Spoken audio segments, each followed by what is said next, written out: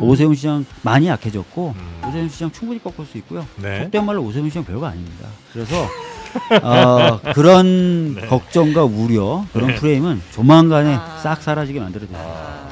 지금 여론조사가 2번 공표가 됐어요. 언론을 네. 통해서 2번 다 제가 1등을 했고 공공 분야에서도 저는 투트랙으로 주택을 과감하게 공급할 계획을 가지고 있습니다. 그리고 그렇습니다. 제가 네. 만약에 시장이 되면 제 이런 얘기해도 되나? 아, 예. 시장 임기 시절에 입주할 수 있게 해드릴게요. 오. 네.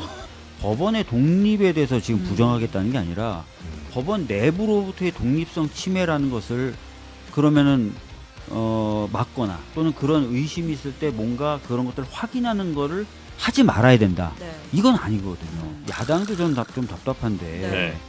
사실 이제 법원의 독립 중요하다. 누가 모릅니까? 큰 틀에서의 방향이라든지 목표라든지 그거와 관련된 인식이라든지 이런 부분은 괴를 같이 하고 있다. 그런데 이제 작은 부분에서의 소통의 문제라든지 네. 관리의 문제 이런 부분에서는 네. 조금 소리가 나고 있는 것 같다. 예. 그래서 조금 더 네, 이번 시간에는 지금 뭐 법사위 이슈도 있고요, 국정감사 이슈도 있고, 그리고 서울시장 출마를 1호로 민주당에서 하신 네, 더불어민주당 박주민 의원님과 함께 이 이야기 좀 나눠보도록 하겠습니다. 의원님 어서 오십시오. 예, 안녕하십니까? 네, 반갑습니다. 날이 갈수록 풍성해지십니다. 어째 그건 아니고요. 생착률이 예. 괜찮습니까? 괜찮고 그렇습니까? 그다음에 이제 파마를 하면 훨씬 더 좋다 그래서 파마를 또 하셨어요? 네, 파마를 했고 이거 보기가 너무 굉장히 좋습니다. 노력을 많이 하고 있습니다. 예, 한 10몇 년은 더 젊어지신 것 같습니다. 아니, 고맙습니다. 남들은 한 20년 이상 젊어졌다고. 20년까지는 그런 사람 가까이 두지 마세요. 자, 그리고 신영 기자님도 함께 하겠습니다. 안녕하십니까. 네, 반갑습니다. 20년 젊어지시면 20대 아니에요? 그건 아니고요. 제가 52입니다. 아 그래요. 영피프티시군요. 네. 네. 영피부티. 영피프티, 영포티 이게 좋은 말이 아니에요. 요즘에 거의 멸칭입니다. 멸칭이라고. 예. 그런 의도로 한 말은 아니었습니다.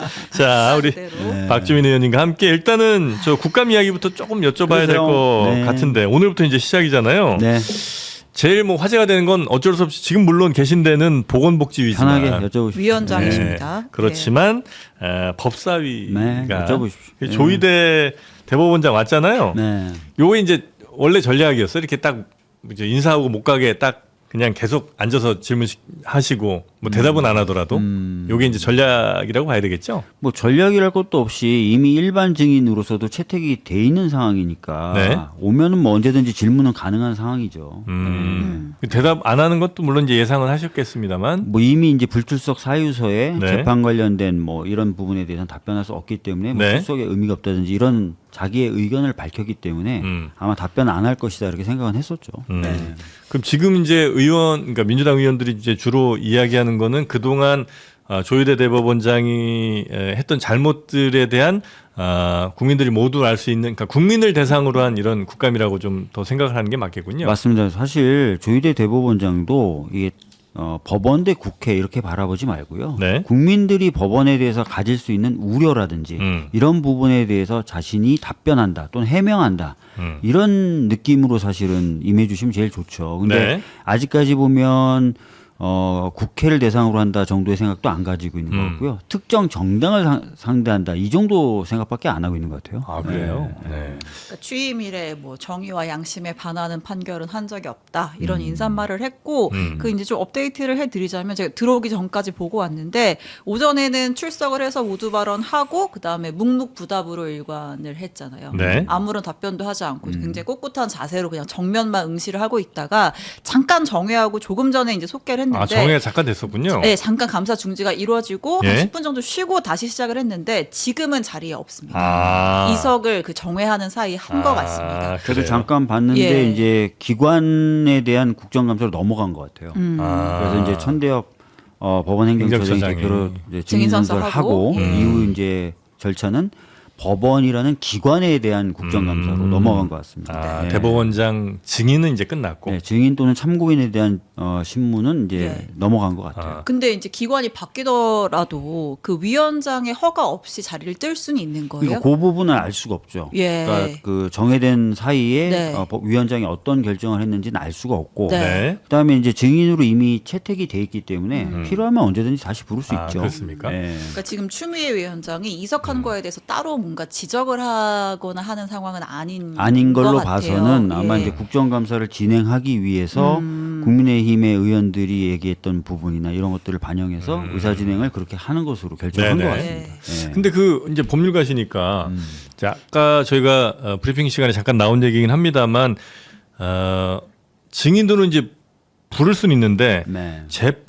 현재 진행 중인 재판에 영향을 줄 수 있는 경우는 할 수 없다는 게 이제 뭐 법적으로 적혀 있다고 그러더라고요. 맞습니다. 예, 그러니까 근데 이게 증언을 네. 거부할 수 있는 사유 중에 네. 현재 진행 중인 수사나 재판에 영향을 미칠 우려가 있는 부분에 대해서 예. 거부할 수 있도록 되어 그럼 있습니다. 지기현 판사나 대법원장이나 둘 다 그럴 가능성이 좀 있다고 보시는 분들이 많잖아요. 실제로 나와서는 이제 그걸 핑계로 답변을 안 할 가능성이 있다고 보죠. 예. 예, 그러나 질문을 어떻게 하느냐, 또 예. 어느 측면에 또 어느 각도에 맞춰서 질문하느냐에 따라서는 뭐 충분히 답변을 얻어낼 수 있는 경우도 있죠. 그러니까 재판의 내용에 대해서 물어보는 것이 아니라 네. 우리 당이 좀 갖고 있는 의혹이라고 하는 부분이 절차 진행 관련된 부분에 특히 의혹이 많이 집중돼 있지 않습니까? 그러니까 내용보다는 네. 절차가 어떻게 그렇게 진행이 되느냐라든지 이례적으로 빠른 결정. 그렇죠. 예. 그런 부분에 대해서 집중적으로 질문을 하면은 사실 그거는 이제 내용에 관련된 부분이 아니기 때문에 네. 답변을 하는 게 맞겠죠. 네, 그렇게 좀 잘 드리블을 하면 되는데 문제는 아예 그냥 구장에 들어오려고 경기장에 들어오려고 안 하니까 이제 그게 문제가 되겠죠. 네네. 네. 그리고 또 하나 저 논란된 것 중에 하나가 그 추미애 위원장이 네. 그러니까 대법원장이 국정감사 이 서면 답변서를 줬는데 그거를 여당 의원 혹은 뭐 이제 조국혁신당 의원 네. 그러니까 범여당 의원 정도에게만 공개를 하고 국민의힘에는 의원들에게는 공개하지 않았다는 거예요. 그거는 혹시 알고 글쎄, 그 계십니까? 부분은 제가 모르고 있는 부분인데 아, 그렇습니까? 오늘 좀 보도가 됐나요? 그런 식으로? 예. 그러니까 그 이제 관련된 사유서 일종의 서면 입장서를 입장서? 제출을 했는데 이제 정보 시스템에 등록을 했는데 그걸 이제 추미애 위원장이 비공개로 설정을 해놨고 그래서 이제 야당 의원들은 볼 수가 없었고 관련된 문건을 이제 여당 범여권 의원들에게만 SNS 뭐 텔레그램으로 공유를 했다. 왜 그러셨는지 모르겠네요. 어차피 뭐 나와서 네. 본인의 어떤 모두 발언이나 이런 걸 통해서 입장을 얘기할 수도 있었을 텐데 조희대 대법원장이. 네. 네. 그건 뭐 하여튼 파악하신 바는 아니지만 조금 뭐 잘 모르겠다. 네. 이례적인 경우이긴 한가요? 그렇죠. 출석 사실은 관련된 의견 공연히 공격받을 수 있는 운영이죠. 왜냐하면은 그런 자료 같은 경우 여야 공의 공유하고 그 속에서 이제 각자 질의할 거나 비판할 지점을 찾아야 되는 게 원칙적인 부분인데 네. 근데 이유를 모르겠어요. 왜 그러셨는지. 예. 하여튼 조금 이례적이긴 합니다. 예. 그러니까 일단 추미애 위원장 측에서는 어차피 국민의힘 사람들 조희대한테 질의도 안 할 건데 아. 뭐하러 공유해주냐 뭐 이런 입장이 있기는 했더라고요. 이제 기사를 보니까 예. 법사이네요. 법사위에 계신 분들은 원래 법사위 하면 박주민 의원이었는데 제가 그렇죠, 법사위 그렇죠. 간사도 했었고 예. 법사위 8년 했고 법사위 위원장 직무대리도 한 8개월 아, 했거든요. 네네네네. 운영을 해봤는데 예. 예, 하여튼 법사위는 좀 치열합니다. 어쩔 수 없이 그럴 수밖에 없는 상황들도 좀 있을 것 같긴 해요. 네, 법사위는. 그리고 특히 야당도 좀 답답한데 네. 사실 이제 법원의 독립 중요하다. 누가 모릅니까? 거기에 대해서 동의하지 못할 사람이 누가 있습니까? 근데 법원의 독립이라는 게 두 가지 측면에서 다 고려가 돼야 되는데요. 네. 외부로부터의 독립 굉장히 중요하죠. 예. 그러나 내부로부터의 독립도 굉장히 중요해요. 무슨 말씀이냐면 네. 법원 내부의 어떤 권력 작용에 의해서 재판에 영향을 미치는 것도 차단돼야 될 굉장히 중요한 필요성이 있는 거거든요. 어떤 부장판사 시킨다 이렇게 하면 안 된다는 그렇죠. 거죠. 네, 예를 그렇겠죠. 들어서 대법원장이 예. 어떤 부장판사에게 판결 이렇게 해라. 안 또는 되죠. 내용을 이렇게 해라. 또 시기를 당겨라. 미뤄라. 이렇게 해서 거기에 영향을 받아서 재판이 진행된 거 안 되겠죠. 네. 근데 양승태 대법원장 시절에 그런 일이 많았다는 거지 않습니까? 그래서 그때 이제 법원의 내부로부터의 독립성을 높이기 위한 제도 개선을 노력했지만 네. 사실은 그때 여야 합의로만 법을 통과시키기로 얘기가 됐었던 거예요. 예. 사개특위가. 예. 그래서 안 됐어요. 네. 그러다 보니까 여전히 법원 내부로부터의 재판의 독립이란 부분은 의문부호가 붙어 있는 상태고 그게 지금까지 지속되다 보니까 여러 가지 의혹이 더 증폭되는 측면이 있거든요. 그래서 이제 이런 부분에 대해서도 저희들이 적절히 문제 제기하고 제도 개선을 해야 되기 때문에 이런 것들을 하는 거다. 네. 생각해 주시면 좋겠어요. 알겠습니다. 네. 그 관련된 질문일 것 같긴 한데 네. 왜 많은 분들이 대법관들 정도 되면 야 대법원장이 뭐 시킨다고 이렇게 일사불란하게 움직이고 그 정도 아니다. 그렇지 않죠. 그렇지 않은 그렇지 게 않아요? 우리나라 헌법 체계를 보면 네. 누구보다도 자기네 기관에 대해서 강한 권한을 갖고 있도록 설계된 게 대법원장입니다. 그러니까 대법원장이 대법관을 추천하게 돼 있고요. 네. 대법관 그렇게 해서 임명된 대법관들이 대법원장과 함께 나머지 법관에 대한 인사를 다 합니다. 예, 그러니까 대법원장이 누구냐에 따라서 대법관 및 법관의 인사가 다 결정이 되는 거죠. 그 대법관들도 충분히 그립 갖고 할 수 있다는 말씀이세요? 예, 대법관이 되는 과정에서부터 대법원장의 힘을 빌어야만 대법관이 될 수 있기 때문에 네. 인사에 있어서 또는 여러 가지 부분에 있어서 영향력이 막강하다고 보는 게 맞죠. 대법원장이. 그래서 이미 된 대법관이라 하더라도 대법원장의 말을 이렇게 뭐 무시하고 내가 내 의지대로 하기는 어려울 예를 것이다. 들어서 예. 누군가를 어떤 자료를 보내줬어요. 그럼 예. 그 사람은 거기에 대해서 보온하고 싶은 마음이 없을까요? 법관들의 꿈은 네. 자다가 자는 법관 툭툭 두들겨서 깨워서 네 꿈이 뭐냐 그러고 물으면 벌떡 일어나서 대법관이요라고 하는데 네네. 그 대법관을 만들어준 사람의 말을 아. 거절하기가 쉬울까요? 그렇고 예. 일반 법관들에 대한 인사 권한 이런 예. 것도 다 가지고 있기 때문에 과거에 그 힘을 이용해서 양승태 대법원장 시절에 야 재판 판결문 이렇게 써 미뤄 당겨 이렇게 했던 거죠. 우리나라 대법원의 수준이 그 정도라고 믿고 싶진 않은데 아무튼 근데 어쨌든 구조는 그렇게 돼 있어. 예. 헌법상 구조가 그렇게 돼 있고 실제로 그 구조를 활용했던 사례가 있었다. 양승태 대법원장 시절에. 근데 이제 네. 조희대 대법원장 비롯해서 네. 다른 대법관들도 어쨌든 진행 중인 재판과 관련된 내용은 증언 못한다라고 지금 묵묵부답인 상황이잖아요. 아까 말씀드렸던 것처럼 다 거부할 수 있는 건 아니고요. 예. 재판의 내용이나 결과에 네. 영향을 미칠 수 있는 경우에 대해서는 거부하면 돼요. 예. 근데 아까 말씀드렸던 대로 그거와 상관없는 절차의 문제라든지 이런 부분은 질문할 수 있죠. 그걸 확인할 수 있는 방법은 그럼 이제 뭐가 남은 거예요? 그러니까 15일에 현장 검증도 하고 한다고 네. 하는데 이런 식으로 이제 대법원이든 협조적으로 나오지 않는다고 했을 때 더 이상 이제 할 수 있는 절차는 뭐가 있을까요? 뭐 저희 국회가 갖고 있는 방법은 아까 네. 말씀드렸던 대로 현장 검증이나 이런 것들을 통해서 네. 일정 정도 밝히는 방법이 있을 거고 자료 제출 요구도 할 수 있거든요. 위원회 네. 의결로서 네. 그런 것을 통해서 볼 수도 있는 거고 네. 또는 다른 증인들도 지금 세웠지 않습니까? 예. 그럼 다른 증인들의 진술을 통해서 사실관계를 확인할 수도 있는 거겠죠. 예. 뭐 일부에서는 뭐 국정조사를 얘기하시는 분들도 필요하면은 있고. 이제 그런 방법을 쓸 수도 있어요. 네. 근데 참 답답한 게 아까도 말씀드렸던 것처럼 법원의 독립에 대해서 지금 부정하겠다는 게 아니라 법원 내부로부터의 독립성 침해라는 것을 그러면은 막거나 또는 그런 의심이 있을 때 뭔가 그런 것들을 확인하는 거를 하지 말아야 된다. 네. 이건 아니거든요. 만약에 그런 일이 횡행하고 그런 거에 대해서 적절히 규명이 안 된다면 또 재발할 수 있다는 거고. 그럼 어느 국민이 행복하겠습니까? 네. 그래서 이 부분은 법원 입장에서든 국민 입장에서든 예. 이런 의혹에 대해서는 오히려 좀 털어서 그렇지 않다 네. 또는 그런 부분이 있다 그러면 안 되게 제도 개선하고 예. 이런 작업들이 이루어져야 돼요. 그러니까 그럼 입법부에서 활용할 수 있는 수단을 다 동원했는데도 불구하고 네. 이쪽에서 협조적으로 나오지 않는다면 의구심은 여전히 남아 있고 네. 그럼 이제 조희대 대법원장 탄핵까지도 갈 수 있는 거예요? 그런 부분이 닫혀 있다라고 보기는 어렵겠죠. 지금 뭐 벌써 어떤 입장을 딱 정해서 바로 그렇다라고 말씀드리기는 어려울 수 있겠지만 그런 부분이 열려 있고 사실 그런 부분이 헌법적으로 보장이 돼 있는 거예요. 예. 그러니까 법원의 특히 법관의 신분을 헌법에서 고도로 보장해 놨습니다. 그렇죠. 그러면서 또 동시에 국회에 의한 탄핵을 열어놨어요.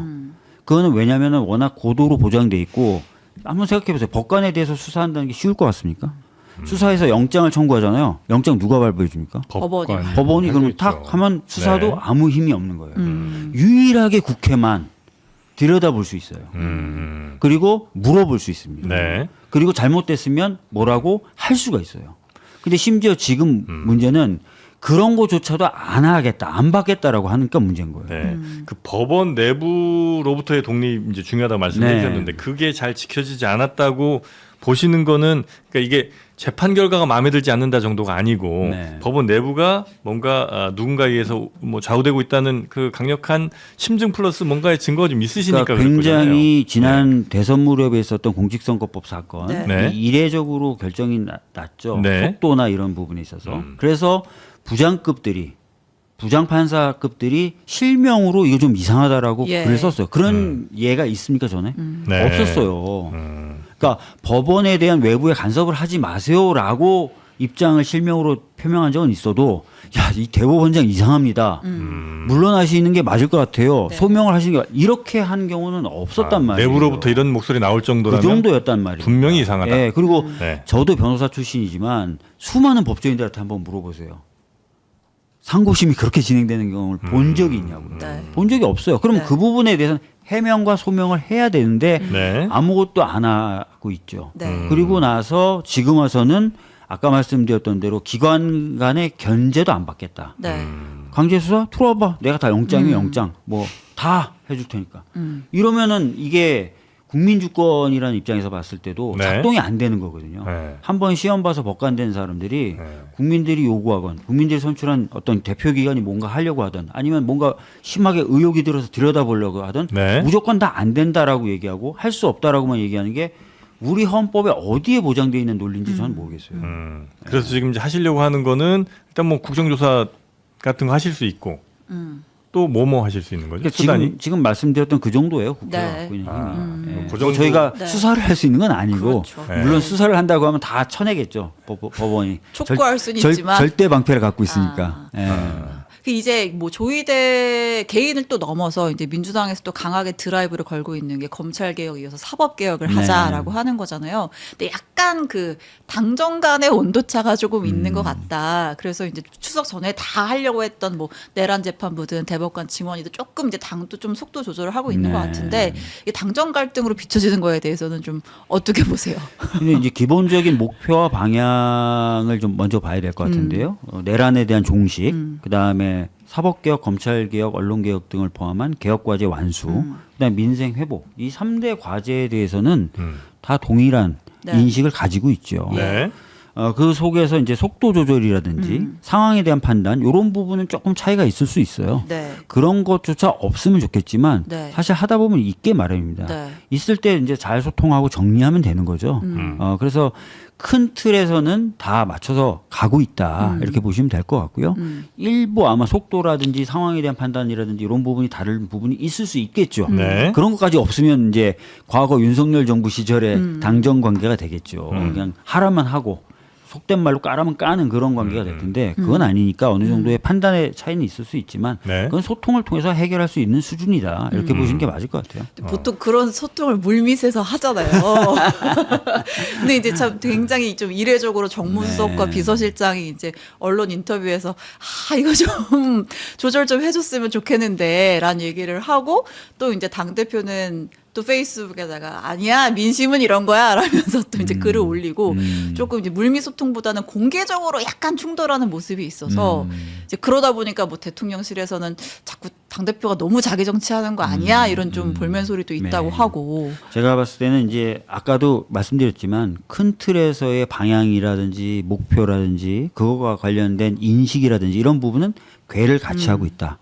그런데 이제 작은 부분에서의 소통의 문제라든지 네. 관리의 문제 이런 부분에서는 네. 조금 소리가 나고 있는 것 같다. 예. 그래서 조금 더 소통해줬으면 좋겠다. 네. 네, 이런 말씀을 드리겠습니다. 좀 더 직설적으로 질문 드리면 정청래 대표가 좀 속도 조절해야 된다고 생각하세요?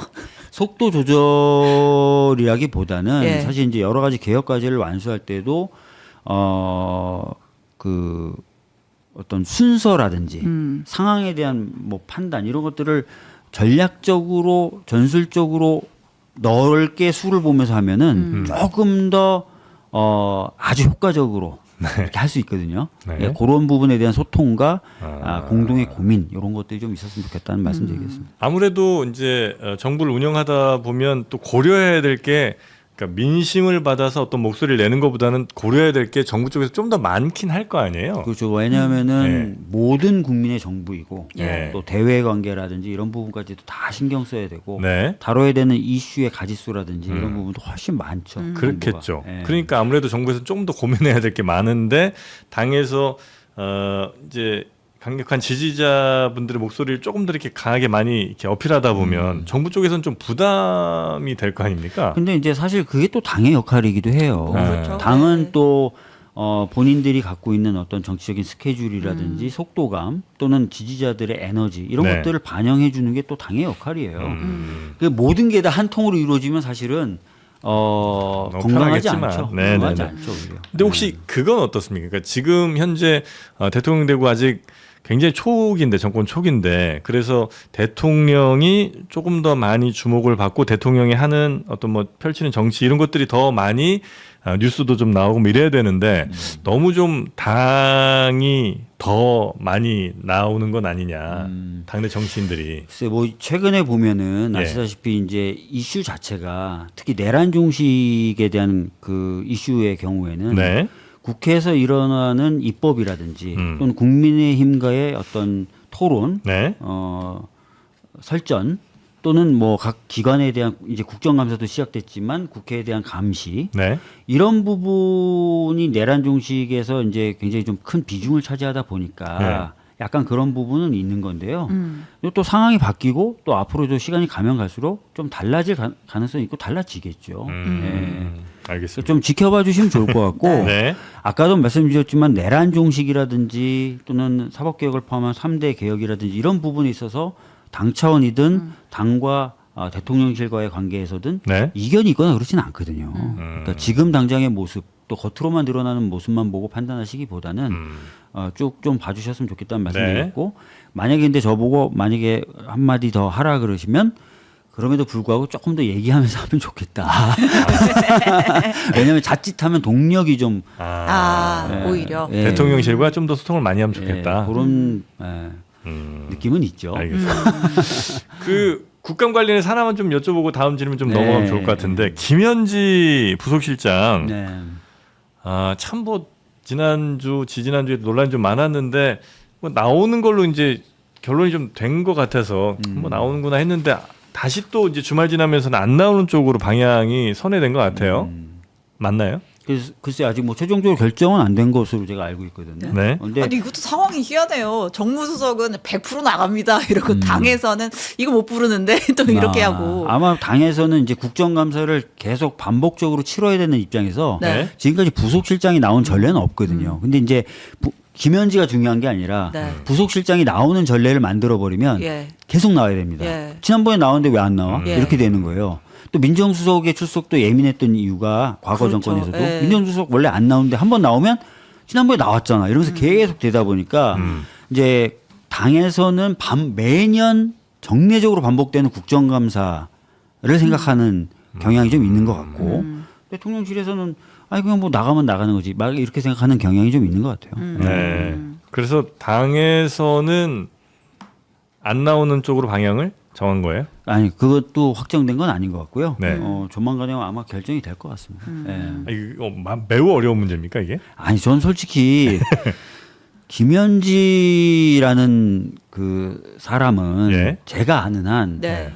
뭐 농단을 한다거나 예. 비선 실세거나 그렇지 않거든요. 예? 친분이 좀 있으세요? 친분은 있고 예. 비선이란 말 자체가 안 붙을 수가 없는 사람이에요. 이 사람은 우리 대통령이 성남 시장일 때부터 공적인 라인에 있던 사람인데 어떻게 비선이 돼요? 그러니까 실세일 수는 있지만 비선은 아니죠. 그러니까 비선이라는 거 그렇죠. 자꾸 공직직함이 프레임을 있는. 지우면서 네. 뭐 자꾸 비유하고 프레임 만들려고 하는 시도 자체가 저는 매우 불순하다. 네. 그리고 자꾸 그렇게 프레임 지우면서 불순하게 접근하니까 쉽게 풀릴 문제도 안 풀리는 거예요.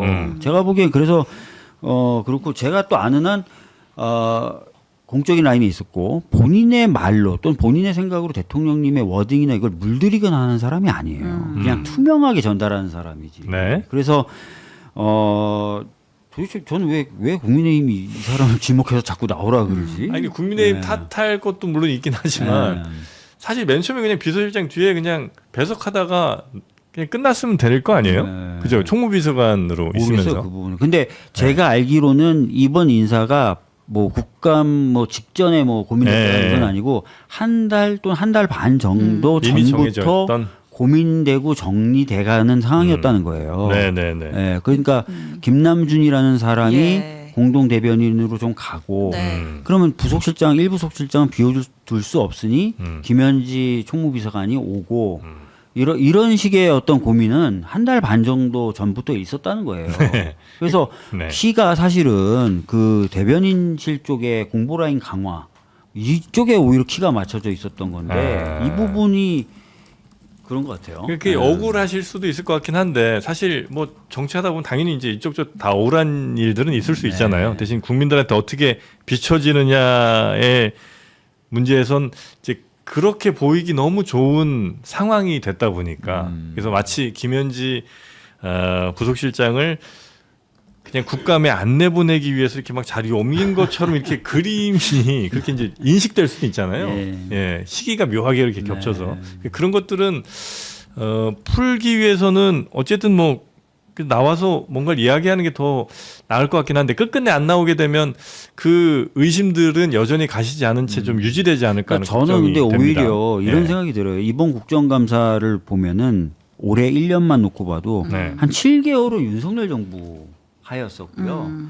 4개월 조금 안 된 기간 정도가 이재명 정부예요. 그리고 아시겠지만 작년에 내란이 12월 3일 날 있었다 보니까 내란에 대해서 국정감사 등을 통해서 점검해 본 적이 한 번도 없습니다. 그래서 사실은 이번은 진짜 윤석열 정부 하에 있었던 일, 특히 내란을 둘러싼 일들에 대한 점검이 이루어져야 되는데 저는 국민의힘이 이런 틀에서 좀 빠져나가려고 여러 프레임들을 걸고 있다고 좀 봐요. 불필요한. 네네. 아니 뭐 둘 다 하면 되죠. 새 정부에 대한 것도 하고 예, 내란 물론, 조직에 관한 것도 하면 예, 되고. 근데 물론. 이제 사실 그 대통령실 인사가 예정되어 있다라고 하는데 결국은 이제 약간 자리를 하나씩 옮긴 거잖아요. 이제 뭐 김남준 대변인으로 가고 네. 그다음에 이제 부속실장 가고 그럼 총무비서관 자리 윤기천 제2부속실장이 가고 했는데 제2부속실장 자리는 이제 공석으로 남겨둔 상태에서 인사가 나다 보니까 미리 준비했었다면 모든 인선을 꽉 채워서 그냥 발표를 했을 텐데 왜 한 자리를 비워뒀지? 그러니까 좀 급하게 하려고 한 거 아니야? 이제 이렇게 해석하시는 분들도 있었어서 그러니까 차라리 그냥 제가 좀 들은 네. 얘기가 있는데 여기서 네. 할 수 있을지 모르겠어요. 해주세요. 오히려 김남준에 대한 배려가 좀 있었다고 저는 들었어요. 아하, 예, 그런 얘기 하시는 분들이 있죠. 예. 저는 그거를 들은 지가 좀 됐는데 네. 오늘 여기서 처음 말씀드리는 건데 네. 예. 김남준 현 대변인에 대한 배려가 좀 있었다. 뭐 그런 얘기인데 배려라고 한다면 그 대변인으로 뭐 그냥 뭐 대변인이 조금 더 돋보이는 자리. 뭐 네. 그럴 수 있겠죠. 예. 예. 그런 배려와 고민이 있었다라는 얘기가. 예. 혹시 그거는 강유정 대변인에 대해서는 조금 쉬는 게 좋겠다는. 아니, 강유정 대변인이 피로감을 호소한 지는 상당히 오래됐고요. 네네네. 근데 이제 그와 동시에 기자분들과의 스킨십 이걸 좀 강조하고 강화할 필요가 있었고 또 김남준 대변인에 대한 조금 배려도 좀 있는 것 같고요. 네. 그러니까 핵심은 김현지 비서관이 아니었고 김남준 대변인에 제가 대한. 들은 바로는 그렇습니다. 아하. 예. 알겠습니다. 네. 자 그리고 이제 시간이 많지 않은데 예. 서울시장 원래 요거를 집중적으로 네. 여쭤보려고 했는데 오늘 항상 시간이 법사위가 많이 너무 많지 예, 않습니다. 서울시장 그래서 많이 물어보겠습니다. 예. 왜 나오시는 거예요? 제가 이제 무슨 질문이래요? 손님 불러놓고 이렇게 하시네. 네. 제가 이제 몇 번 말씀드렸지만 예. 최근에 오세훈 서울시장의 시정을 보면 우선순위가 완전히 잘못됐다. 그러니까 시민을 위한 시정이 아니라 네. 시장을 위한 시정을 하고 있다. 예. 이 부분 반드시 바로잡아야 된다는 생각을 했고요. 그 다음에 이제 특히 이재명 정부의 가장 구체적인 여러 공약들을 실천할 수 있기 위해서는 네. 자치단체 차원에서의 역할이 매우 중요하다. 네. 뭐 그런 고민도 했었습니다. 네. 아울러 저는 사실 3년 전에도 한번 도전했다가 접었었어요. 예, 예. 그때 제가 법사위 간사여가지고 예. 2차 검경수사권 조정을 예. 하는 와중이었기 때문에 경선은 시작됐지만 제대로 할 수가 없어서 중간에 접었어요. 예, 예. 그때도 약속을 드렸습니다. 다음에 더 잘 준비해서 나오겠다. 본인 의지셨어요 그때 접으신 건? 제가 사실 그때 이제 그 검경수사권 조정 2차 조정하느라고 거의 매일 법사위가 열렸었거든요. 예. 제가 그때 이제 법사위 간사여서 자리를 비울 수가 없었고 그래서 사실은 일부 좀 상의도 했었어요. 좀 간사를 잠깐 하면 안 되냐, 딴 사람 좀 하면 안 되냐. 네네네. 워낙 내용을 알고 있는 사람들이 그때 많았으니까. 근데 안 된다. 라는 얘기를 들었고 누가 안 된다 그런 거예요? 예, 있어요. 네. 그래서 네. 계속 하면서 그럼 동시에 두 개를 할 수 없으니 요건 내가 내려놓겠다. 왜냐하면 경선 과정에 있는 후보자 간 토론회도 제가 갈 수가 없어서 못 갔고요. 정책 발표에도 제가 못 갔어요. 그 상태에서 경선할 수 없어서 예. 내려놨습니다. 그 이번에는 딴 거 못 시키게 1호 출마 선언 하신 거예요? 1등으로? 제발 이번엔 그러지 마십시다 이러면서 제가 네. 좀 의사를 좀 밝혔어요. 아, 네. 사실은 약간 좀 눈치 보이는 상황일 수도 있잖아요. 지금 왜냐면 이제 또 출마 선언하셨을 당시가 예. 또 대통령 해외 순방 가 있고 이런 상황이다 보니까. 예. 네. 뭐 대통령님 제가 준비하고 있다는 거 일찌감치 알고 계셨고, 그 왜? 예, 일찌감치 알고 계셨고, 그렇기 때문에 그런 부분은 전 걱정하지 않았고, 네. 이런 건 있었어요. 뭐냐면은 오세훈 시장이 제가 보기엔 매우 편하게 시정을 했던 시장이에요.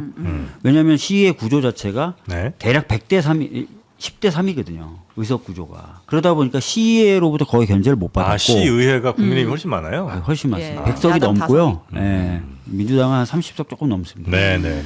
그러니까 거의 시의회로부터 견제를 받지 않았고 또 중앙에서도 오세훈 시장의 시정에 대해서는 거의 분석하거나 비판하지 않았죠. 네. 중앙 정치로 넘어오거나 넘어오려고 할 때만 거의 이제 비판하거나 이제 문제 제기를 했던 거예요. 네. 그래서 제가 1년 전부터 사실은 서울시장 산하에 새로운 서울 준비특위라는 걸 만들어서 뭐 싱크홀 사태, 청년 안심주택 문제, 한강버스 문제, 토호제 번복했던 문제 네. 뭐 이런 것들 계속해서 기자회견, 입장문 내고 막 그 반박하고 싸우고 했던 작업을 해왔거든요. 네. 해왔고 보다 더 본격적으로 그런 것들 좀 할 필요가 있겠다는 판단도 들었어요. 시기 선택할 때는. 예. 그래서 뭘 더 잘하실 수 있는 거예요? 오세훈 시장보다. 뭐 오세훈 시장이 내세웠던 여러 가지 공약이 있어요. 예. 대표적으로 주거를 자기가 풍부하게 공급하겠다라고 얘기했는데 실제로 많은 비판이 지금 뭐 언론으로부터도 이루어졌지만 착공이나 이런 체감되는 기준으로는 거의 성적표를 내밀 수가 없을 정도의 수준입니다. 네. 그래서 이런 부분을 제가 확실하게 고치겠다. 주택 문제는 사실 서울에 굉장히 고질적이지만 고질적인 문제인데요. 풀기 어렵잖아요. 고질적인 문제인데 네. 이 부분에 대해서 보다 더 확실한 해법을 준비하고 있습니다. 그러니까 민간의 네. 경우도 네. 저는 뭐 오세훈 시장이 했던 뭐 신통이나 모아타운을 부정한다기보다는 예. 이것만으로 갈 수는 없어요. 그래서 여기에 플러스 알파 되는 것들을 좀 붙여야 된다는 생각을 가지고 뭐예요, 있고요. 그게? 그러니까 지금 보면은 용적률을 높인다 이런 식으로 해서 사업성 일부 개선한다고 해서 네. 가기는 어렵고 예. 초기 분담금 문제라든지 여러 가지 부수적인 문제들이 동시에 좀 풀려야 됩니다. 예. 그러니까 이런 것들을 풀 수 있는 해법들을 지금 준비하고 있고요. 그럼 재건축 관련해서. 예. 네. 그럼 그쪽이 조금 더 혜택을 많이 주신다는 거예요? 아닙니다. 꼭 그렇게 보시기는 어렵고요. 네. 예. 나중에 좀 구체적으로 말씀을 드릴 텐데 네. 또 민간 영역도 주택 공급의 핵심 축이니까 예. 더 잘 되고 더 신속하게 할 필요가 있는데 여러 걸림돌들이 있다. 그 부분을 좀 제거하고 싶고요. 네. 그리고 오세훈 시장 공공을 거의 무시했죠. 공공을 거의 무시했고 지금도 그런 식으로 발언을 하고 있습니다. 그러나 공공도 역할이 있습니다. 주택을 공급할 때. 네. 그러니까 민간이 굉장히 중요하고 민간이 주택 공급을 빨리 해야 된다고 하지만 그래도 민간이 공급하는 주택은 굉장히 좀 비싼 주택이죠. 뭐 그렇겠죠. 그런데 그래서 공공이 역할을 담당할 필요가 있는데 사실 공공을 거의 방기하다시피 했던 게 오세훈 시정이었습니다. 네. 그런데 최근에 우리 이재명 정부에서 발표했던 것처럼 네. 공공이 실질적으로 주택을 과감하게 공급할 수 있어요. 특히 지금까지는 LH 같은 데서 토지를 정리해서 네. 사기업한테 팔았어요. 그러면 사기업은 그 땅을 산 다음에 비싸게 자기가 짓죠. 최대한 이익을 볼 때까지 기다렸다가 주택을 지어요. 뭐 그렇겠죠. 근데 그냥 공공이 시행을 해버리면 네. 바로바로 공사를 할 수 있습니다. 서울에 그래서 그럴 땅이 좀 있습니다. 있어요? 있고 네. 입지나 이런 것들도 다 저희가 정리하고 있습니다. 그래서 아. 공공 분야에서도 저는 투트랙으로 주택을 과감하게 공급할 계획을 가지고 있습니다. 그리고 그렇습니까? 오세훈 시장이 서울시를 위해서 어떤 산업 정책이나 경제 정책을 제대로 쓴 게 있냐? 저는 그렇게 평가받을 만한 건 없다고 봅니다. 근데 그런 것들 뛰어넘어서 네. 글로벌한 진짜 경쟁력을 갖춘 서울을 만들기 위한 내용들을 준비하고 있어요. 네. 공공이 공급을 한다는 건 가격 메리트가 있는. 속도도 빠르죠. 속도도 왜냐하면 빠르고. 이미 공공이 보유하고 있는 토지를 네. 이용하니까요. 네. 하지만 어쨌든 수익도 봐야 될 거예요. 세금으로 하는 건데 뭐 적자 보고 다 해줄 수는 그럼요. 없는 거잖아요. 당연하죠. 네. 당연하죠. 네. 당연하죠. 그런 부분까지 다 감안한 공약들을 이미 준비하고 있고요. 예, 충분히 가능합니다. 네. 근데 혹시- 제가 예. 만약에 시장이 되면 제 이런 얘기해도 되나? 아, 예. 시장 임기 시절에 입주할 수 있게 해드릴게요. 오. 네. 매우 빠르게. 예. 혹시 뭐 임기 3번 생각하시는 거 아니죠? 3년임? 첫 임기네. 예. 어. 예. 혹시- 네. 네. 말씀하세요. 네. 그 서울 안에 뭐 들어오고 싶으신 분들이 굉장히 많을 거 아니에요? 많습니다. 이른바 대기 수요도. 청년들 같은 청년들도 경우에는 그렇고. 워낙 많은 데다가 들어왔다가 주거 문제를 주로 이유로 해서 경기나 인천으로 빠져나가죠. 밀려나신 분들도 밀려나시죠. 있고. 네. 근데 이제 그 좋은 집들 혹은 뭐 살기 편한 집들을 이렇게 많이 만드시는 게 서울 입장에서 매우 좋은 일이긴 할 네. 텐데 지금 인구가 막 폭증하지 않는 상황에서 네. 결국 서울에서 혹은 뭐 수도권에서 빨아들인 인구들이라는 게 그 안에서 자체적으로 많이 생겨나는 게 아니고 결국 지방에서 다 올 거 아니에요. 그럼 지방의 공동화는 더 심해질 거 아닙니까? 그러니까 그런 부분 때문에 예. 이재명 정부의 경우에는 예. 과거 어느 정부보다 균형 발전 네. 이런 것들 강조하고 있고요. 네. 그것과 관련된 구체적인 계획들을 지금 만들어 나가고 있는 거죠. 그것과 동시에 그러면 서울은 어떤 역할을 해야 되냐? 서울은 글로벌한 거의 유일한 현재 대한민국의 도시예요. 네. 서울이 잘하지 못하면 대한민국의 성장도 있기는 어렵습니다. 음. 그렇기 때문에 서울에 대해서도 또는 서울에 대해서는 굉장히 그런 부분에 있어서 많은 에너지를 부어줄 필요가 있습니다. 그러니까 대한민국 전체를 놓고 봐서도요. 네. 그래서 제대로 된 역할 분담과 네. 제대로 된 정책 준비, 균형적 발전 이런 것들 다 하기 위해서라도 중앙정부와 또 손을 잘 맞출 필요가 있죠. 네. 그게 좀- 공급 늘리면 서울 집값 잡혀요? 사실상 뭐 공급으로 주택을 잡은 경험이 있죠. 경험이 과거에 있고요. 네. 충분히 그런 것이 가능하다고 봅니다. 예. 왜냐하면 특히나 이 서울시장 선거는 결국은 부동산이 맞아요. 네. 지금 자구한 우리도 경우가 계속 부동산 정책 많은 얘기만 하고 많은 있잖아요. 전문가들이 이렇게 네. 얘기해요. 지금 네. 부동산이 상승세다. 네. 그리고 올해 말과 내년 초에 부동산 시장이 더 상승할 가능성이 있다. 이게 특히 왜 그러냐면 서울의 주거 공급이 오세훈 시장 들어서 과거 다른 시장들보다 15,000원에서 2만 원 가량 대략 줄었어요. 매년. 네. 그리고 내년에 더 줍니다. 서울 주택 공급이. 왜 네. 이 사람이 왜 이런 근데 그러다 보니까 이제 서울의 주택 가격 상승은 예정돼 있죠. 또 뭐 아시다시피 국제적으로도 예. 자산 가격이 다 상승하고 있고요. 네네네. 이런 부분이 맞물리면서 굉장히 상승할 건데 이런 것들을 차단하기 위해서라도 빠른 공급을 통한 새로운 분양 시장을 좀 열어줄 필요가 있어요. 예, 그런 것들을 통해서 좀 주택 시장을 안정화시킬 필요도 있고 네. 실질적으로 또 수요가 있죠. 그러니까 그런 부분도 맞춰야 되고요. 네. 예. 혹시 뭐 여러 정책들 뭐 공약들이 있으실 수 있습니다만 보통 그래도 사람들에게 기억 남는 건 이제 하나의 문장 내지는 뭐 캐치프레이즈 같은 게 있을 수 있잖아요. 네. 어떤 서울 혹은 뭐 내가 되면 어떤 서울을 뭐 만들겠다. 사실은 이제 그런 부분도 준비는 하고 있습니다. 그러니까 예. 여러 가지 정책을 만들고 정책의 우선순위를 정하고 그다음에 그 전체적인 흐름을 보여줄 수 있는 캐치프레이를 뽑아내는 과정이지 않습니까? 네. 그래서 조금 더 시간을 주셔야 이제 그런 부분은 확실하게 말씀드릴 수 있는데 추상적으로도 네. 라도 말씀을 드린다면 굉장히 좀 강하고 활력 넘치고 젊고 그런 젊은 그런 서울을 만들고 싶어요. 에너제틱한 예, 서울을 왜냐하면 지금 만들겠다. 현재 서울은 굉장히 수축되고 있고 고령화되고 있습니다. 인구도 계속 줄고 네네네. 있고요. 그다음에 고령화 문제도 굉장히 심각하게 겪고 있어요. 다시 이 부분을 좀 탈피해서 젊고 활력 있고 강하고 그래서 이제 서울이 글로벌한 도시가 되면서 네. 대한민국 전체의 성장을 견인할 수 있는 그런 도시가 돼야 된다고 생각합니다. 당- 물론 안에 사는 사람은 네. 행복하고. 당내 제일 위기감 느끼는 경쟁자는 누굽니까? 글쎄요, 뭐 다들 뭐 좋은 경쟁자라서 뭐 네. 누가 그렇다고 말씀드리긴 어렵습니다. 다만 네. 지금 여론조사가 2번 공표가 됐어요. 언론을 네. 통해서 2번 다 제가 1등을 했고 네. 특히 오. 민주당 지지층 또는 진보층에서는 제가 다른 후보들을 2배 가깝게 앞선다는 조사도 나왔기 그렇습니까? 때문에 당내 여론 훨씬 더 높고 네. 전체 국민 네, 여론에서도 네, 네, 1위고. 맞습니다. 네. 아. 그래서 나름대로 좋은 흐름을 타고 있고 그건 아마 제가 아까 말씀드렸던 네. 1년 전부터 계속해서 서울시장에 대한 평가를 네. 하고 발언을 하고 했던 것들이 반영된 것 같아요.